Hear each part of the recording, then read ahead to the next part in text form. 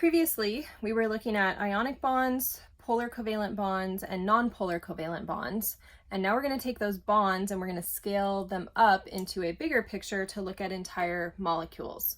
So we're going to focus on these covalent bonds now and put them into larger molecules. So a few ground rule things as we begin here. We had talked last slide about how bond dipoles, we use these little arrows to show where electrons are getting pulled from hydrogen to oxygen maybe. In this slide, and that was uneven sharing of electrons but in a specific bond. So now we're going to look at molecular dipoles, and if we have a molecular dipole, that's going to be a larger, I'm going to use a larger pink arrow to talk about uneven sharing of electrons again, but in an entire molecule. So instead of just a bond here, we're going to be looking at overall the whole molecule, which is to say in water, not just to look at OH, but to look at the whole molecule and say, hey, do electrons hang out on the top? Do electrons hang out on the bottom? So we are going to look at 3 different scenarios for these molecular dipoles. And once we understand these, then these will help us prepare for intermolecular forces, not in chapter 10, but in chapter 4, which is our next chapter. So we have 3 different molecules we're going to look at. We're going to look at hydrogen gas, H2, carbon dioxide, and then we will look at water as well, okay? So first up is hydrogen gas, which is H2, okay? So I'm going to draw the Lewis structure, put it in the right shape, draw the bond dipoles, if possible, and then draw the molecular dipole if possible. So this is our example, HH. When I look at H and H, remember these two are sharing electrons evenly, right? They're twins pulling equally.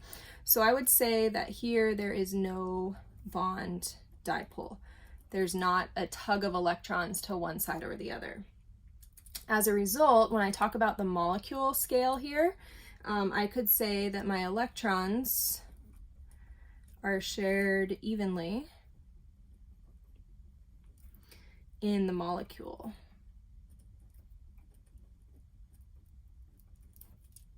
And because electrons are shared evenly, I don't have a dipole, which is where it's uneven, right? So another synonym for that, I could say I have no molecular dipole. And no molecular dipole is the same as saying that this is a non-polar molecule. So I have here non-polar bonds, and the non-polar bonds lead to a non-polar molecule. If all you have is non-polar bonds, you're going to have a non-polar molecule every time. And the non-polar bonds we're going to keep a specific eye out for. This would actually kind of go back to your last slide here, are these twins like H with H or F with F. And then also C with H is a very common one that we're going to see, and that falls into this non-polar covalent bond category. So anytime you see HH or you see molecules with lots of C's and H's, say methane, like we've seen with Lewis structures, those are all non-polar bonds. It's got to be a non-polar molecule. All right, so that was scenario 1, our hydrogen gas. Next up, let's look at carbon dioxide. Okay, this is one of the Lewis structures that you drew. So here's what carbon dioxide looks like. 2 double bonds. I want to make sure it's in that correct linear shape that we learned about with those Vesper shapes. And first thing I want to look at here then is, once it's in the shape, do I have bond dipoles? And indeed I do. If I look at my periodic table, I don't even need to look at the numbers necessarily, but here's carbon, here's oxygen. Oxygen's closer to fluorine, so oxygen's going to pull electrons from carbon, okay? So bond dipoles always parallel bonds, exactly. Oxygen pulls electrons from carbon, and then this oxygen pulls electrons from carbon, okay? This is like when my twins were little, if this is me, and my twins, one says let's go to the swings, and one says let's go to the slide. Are we gonna go anywhere? They cancel each other out completely, okay? I say, nope, let's just sit here on the ground because you guys can't agree with each other. So if we put that into words, okay, here I have bond dipoles. That's what I can see in blue. So I could say polar bonds. That's another word for bond dipoles, right? I have bond dipoles, but they cancel each other out.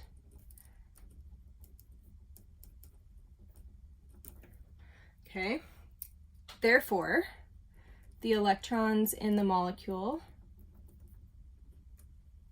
are balanced. I don't have electrons hanging out on one side of the molecule or the other because it's a perfect canceling out, right? Your pole right cancels your pole to the left. Because those electrons are balanced, I say again, no molecular dipole.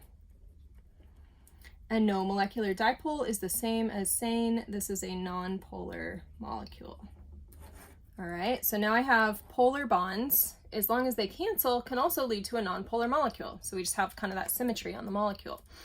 So not so exciting, I haven't gotten to use my pink marker yet, but now we're gonna use it, okay? So let's take a look at our friend water, okay? So we are very familiar with water. I wanna draw the Lewis structure, but in the correct shape with that correct molecular geometry.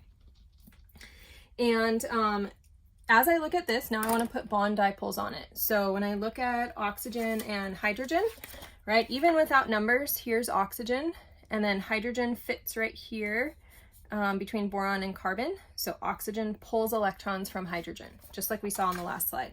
So that means bond dipoles that parallel the bonds exactly go here, okay? Each bond, if it's uneven, gets a little arrow on it. So those are my bond dipoles, and I'm going to write down here that I do have those bond dipoles, one or more, that either add or do not cancel. So I have bond dipoles now, and these we would say are adding up. Now this is the boys, my twins, saying, hey, let's go over towards the slide, okay? We're going to go towards the slide. If they agree on which direction to go, we're going to go that way.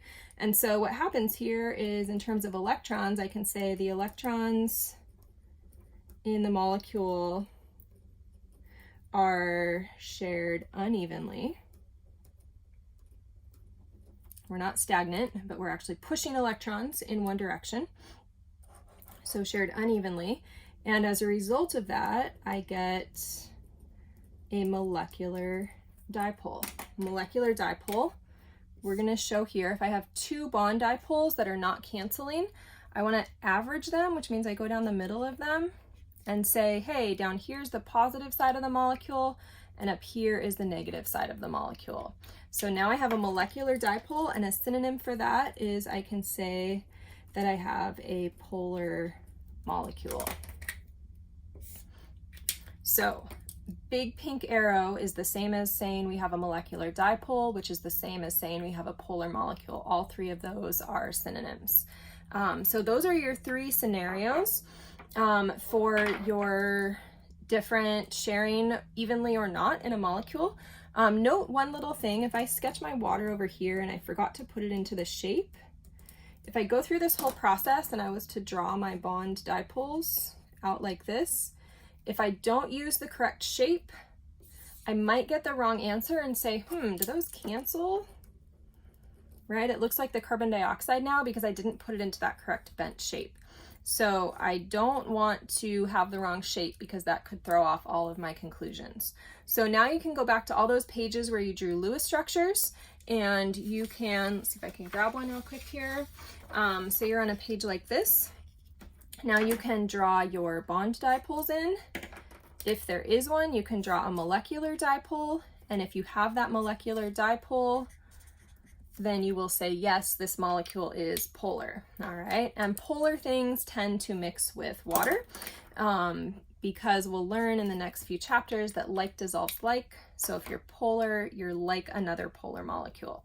So that is your task, to go back to all these structures we've done and add those dipoles if you can, and then say either yes, it's polar, or here I would say, no, those are not polar. So yes, this is polar.